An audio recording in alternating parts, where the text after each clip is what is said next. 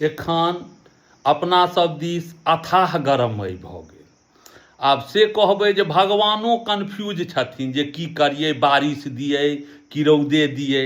आब कहब जे एहि ढङ्गके गप किए कहै छिए, तऽ हमर पिताजीके बरखी छलनि हेँ, तऽ ओहि दिन मौसम कनि 19-20 होइत रहै, तऽ एगो दोकानपर सामान लैत रही घरेलू, तो ओ लड़कासभ कहै कि बारिश होइतै तऽ भगवान बारिशे नहि दऽ रहल छथिन, आब हमरा हुए जे एकर मुँह नोचि ली। तऽ अब ओकरा नहि किछु कहलिए, भाइ बारिशके तऽ वास्तविकता बात छै जे सबके काज छै।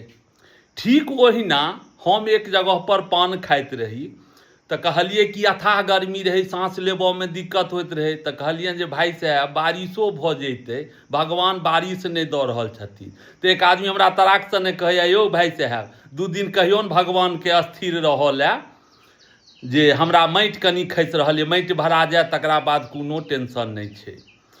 तऽ अपना ई दिमागमे आयल, भगवान कहलखिन पहिने तू सब अपनेमे फरियो जे केखन बारिशके काज छौ आ केखन बारिशके नहि काज छौ। तऽ इएह समझमे हमरा आयल।